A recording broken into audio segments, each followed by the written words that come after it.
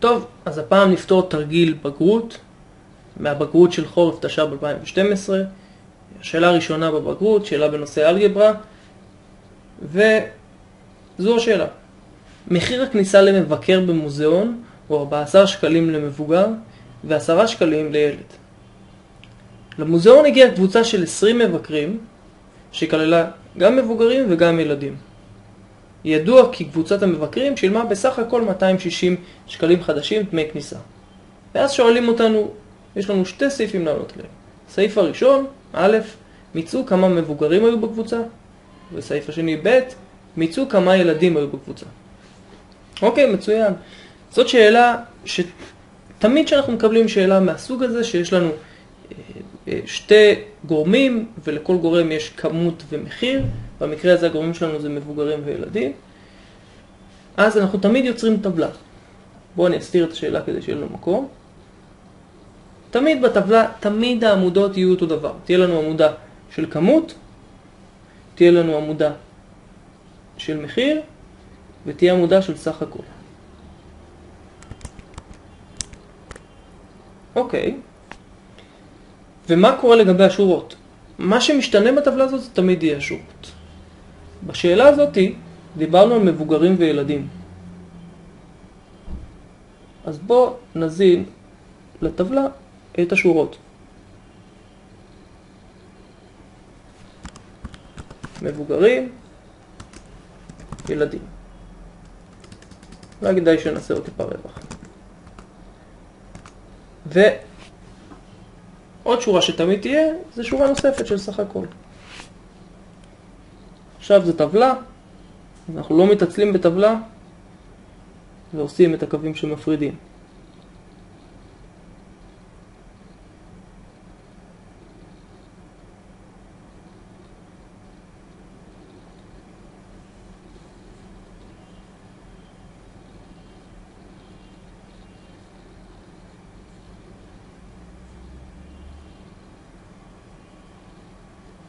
מצוין.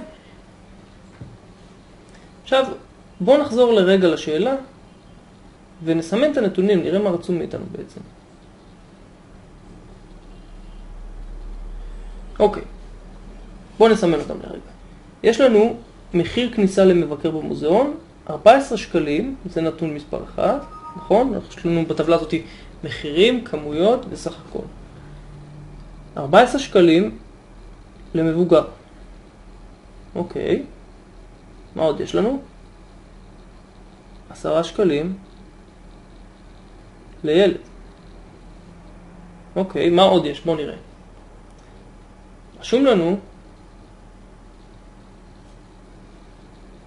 שסך הכל הגיע בכל הקבוצה הזאת, גם מבוגרים וגם ילדים, 20 מבקרים. נכון? גם מבוגרים וגם ילדים. ושכולם ביחד שילמו בסך הכל 260 שקלים. עכשיו, אפשר לשים לב שיש פה די הרבה נתונים, ובגלל זה הטבלה היא מאוד שימושית, היא עוזרת לנו לסדר אותה בצורה שאחרי זה אנחנו יכולים לחלץ מהם את התשובות. בואו נתחיל. אז 14 שקלים למבוגר ו10 שקלים לילד.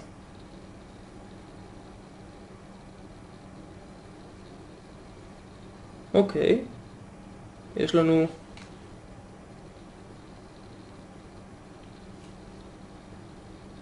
מחיר של 14 שקלים למבוגר ו10 שקלים לילד. מה עוד יש לנו? 20 מבקרים שכללו, קבוצה של 20 מבקרים שכללה גם מבוגרים וגם ילדים. זאת אומרת, בסך הכל אנשים, בכמות של האנשים שיש שהגיעו מבקרים, יש לנו 20. אז איפה אנחנו נרשום את זה בטבלה? בטבלה בואו נסתכל, יש לנו עמודה של כמות, ויש לנו כמות של מבוגרים, כמות של ילדים, וכמות של סך הכל. אנחנו יודעים את הסך הכל, אז נרשום פה 20, נכון? יש לנו סך הכל 20 מבוגרים ועוד ילדים. אוקיי, אחלה. מה עוד אנחנו יודעים? אנחנו יודעים שקבוצת המבקרים שילמה בסך הכל 260 שקלים דמי כניסה. כולם ביחד 260 שקלים. בואו נסתכל שוב על הטבלה ונראה איפה אנחנו מזינים את זה בטבלה. אוקיי. זה לא בדיוק המחיר, נכון? כי אומרים שכל הקבוצה שילמה. זה לא בדיוק הכמות. זה בעצם למעשה הסך הכל של הסך הכל, ותכף כשנוסיף עוד נתונים, אנחנו נבין למה זה הסך הכל של הסך הכל. זאת אומרת, זה נמצא בעמודה של הסך הכל, בשורה של הסך הכל, 260. אוקיי. אז בכל טבלה כזאת, אנחנו תמיד יהיה חסרים לנו נתונים, כמעט תמיד באזור הזה.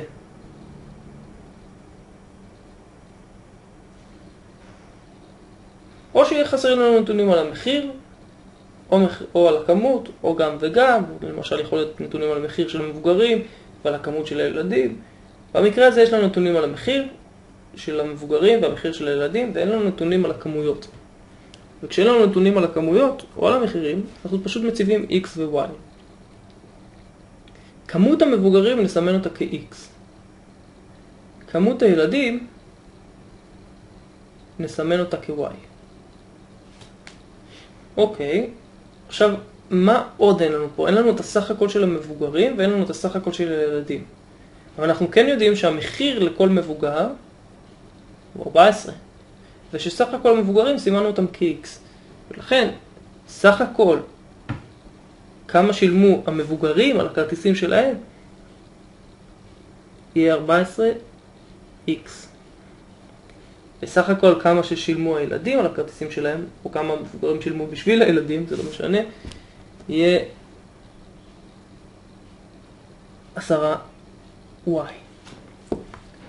אוקיי, עכשיו יש לנו מספיק נתונים בשביל ליצור שתי משוואות, ומתוכם נוכל לחלץ גם את הערך של ה-X וגם את הערך של ה-Y שיש להם משמעות.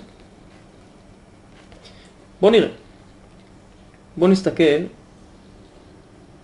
איפה יש לנו שורות או עמודות שאפשר להשלים, שיש לנו בעצם נתונים עבורם. אנחנו יודעים שהכמות של המבוגרים שהגיעו למוזיאון היא X, והכמות של הילדים שהגיעו למוזיאון היא Y, ושביחד הם 20. אז אנחנו יכולים לרשום מזה משוואה. X ועוד Y שווה 20. מצוין.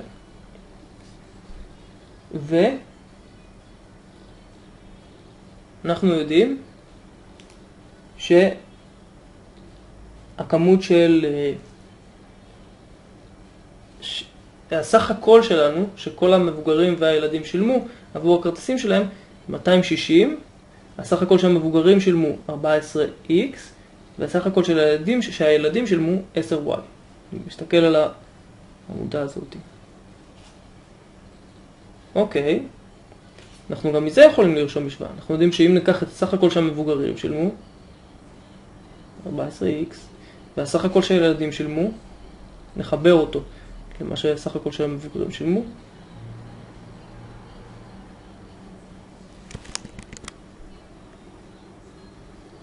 נקבל 260.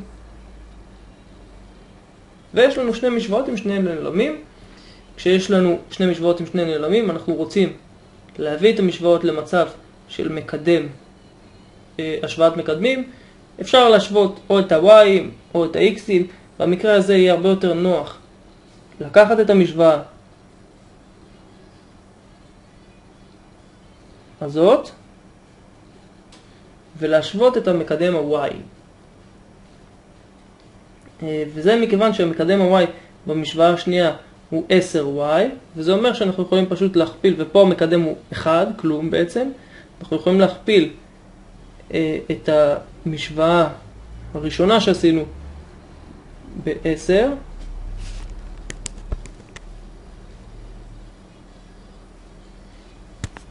וכך נשווה את המקדמים. אז בואו נראה. נכפיל את ה-X ב-10, נקבל 10X. נכפיל פלוס Y ב-10, נקבל פלוס 10Y. שווה, נכפיל 20 ב-10, נקבל 200. אוקיי. עכשיו, למעשה, אפשר לקחת את המשוואה הזאת,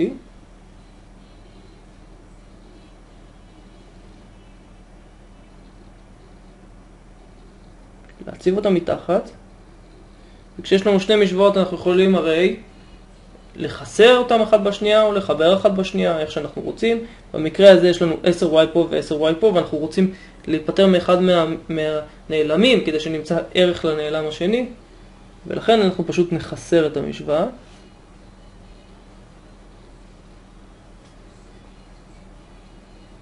מינוס. אגב, אפשר לחסר את המשוואה הראשונה מהשנייה או השנייה מהראשונה, זה לא משנה. התחלתי בצורה מסוימת, רשמתי את המשוואה הזאת למעלה ומינוס בצד שמאל, ולכן אני אעשה את זה בכיוון שבו רשמתי.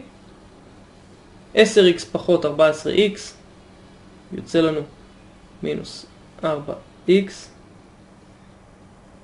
ו-10y ו-10y יוצא לנו 0y, ולא צריך לרשום אותו בכלל. וזה בדיוק הסיבה שהבאנו את המקדמים לאותו מקדם, את מקדמי ה-y, כדי שניפטר מה-y. אוקיי, עכשיו יש לנו שווה, ובצד השני של המשוואה יש לנו 200 ו-260, אז 200 פחות 260 יהיה שווה למינוס 60. מצוין. עכשיו יש לנו מינוס פה ומינוס פה, אפשר, אני אמשיך את התרגיל פה. אפשר להכפיל את שני הצדדים במינוס, ונקבל ש-4x שווה 60. אנחנו רוצים לדעת כמה x שווה ולא כמה 4x שווה, ולכן נחלק את הכל ב-4, ונקבל ש-x, בצד הזה חילקנו 4x ב-4, קיבלנו x, שווה ל-60 חלקי 4, זה יהיה שווה, אם נעשה את זה במחשבון, זה יהיה שווה ל-15. אוקיי, מה זה אומר 15? זה אומר, בוא נסתכל רגע, x שווה 15 אומר שסך הכל המבוגרים שקנו כרטיסים ובאו למוזיאון היו 15 מבוגרים. שאלו אותנו, זה עונה בעצם על סעיף א' בשאלה. כמה מבוגרים היו בקבוצה? התשובה היא 15 מבוגרים. אוקיי, אנחנו עדיין צריכים לענות על כמה ילדים היו בקבוצה. וכשיש לנו כבר את ה-x, החיים נהיים קלים, אנחנו יכולים להציב את ה-x איפה שבא לנו, ולקבל את ה-y. באיזה משוואה שכתבנו קודם לכן. אז בואו נראה, אני חושב שהמשוואה שהכי קל יהיה לשים, זה המשוואה שרשמנו במשוואה הראשונה, זאתי.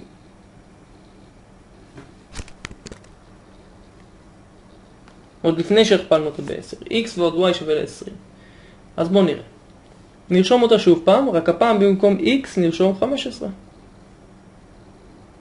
15. הצבנו את ה-15 הזה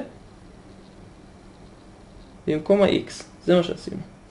אז 15 ועוד y, שאותו אנחנו רוצים למצוא עכשיו, שווה ל-20. נעביר 15 אגף, בעצם נוריד 15 מכל אגף, ונקבל בצד הזה y, בצד השני 20 פחות 15, זה 5. מצוין.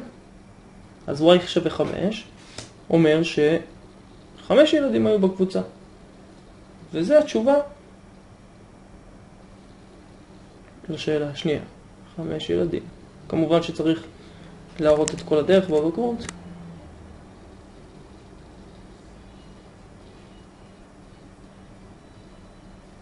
בואו נראה את הטבלה עוד פעם, שנראה איזה עוד סוג של שאלות אפשר לשאול אותנו. אפשר לשאול אותנו למשל, כמה סך הכל הילדים שילמו? אוקיי, אנחנו יודעים שהיו 5 ילדים בקבוצה, יכולים לרשום את זה כאן. אז אנחנו יכולים פשוט להכפיל את כמות הילדים במחיר שכל ילד שילם, ולקבל שסך הכל הילדים שילמו 50 ש"ח, 5 ילדים, כל אחד שילם 10 שקלים, 10 ועוד 10 ועוד 10 ועוד 10 ועוד 10, 50 שקלים. אותו דבר, אם היו שואלים אותנו כמה מבוגרים סך הכל שילמו, היינו אומרים, אוקיי, היו 15 מבוגרים בקבוצה, וכל אחד שילם.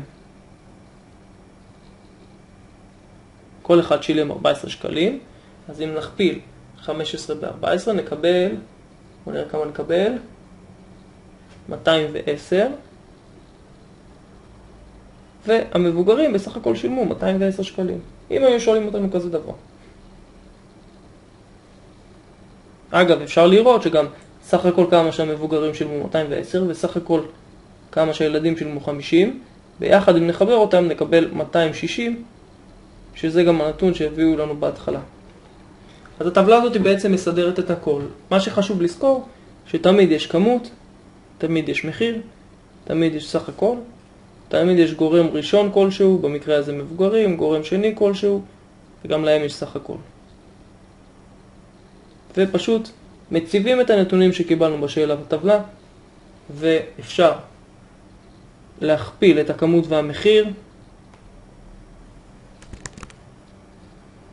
כדי לקבל את הסך הכל, או לחבר את הגורם הראשון, את הגורם השני, כדי לקבל את הסך הכל פה. x ועוד y היה שווה ל-20, 14x ועוד 10y שווה ל-260.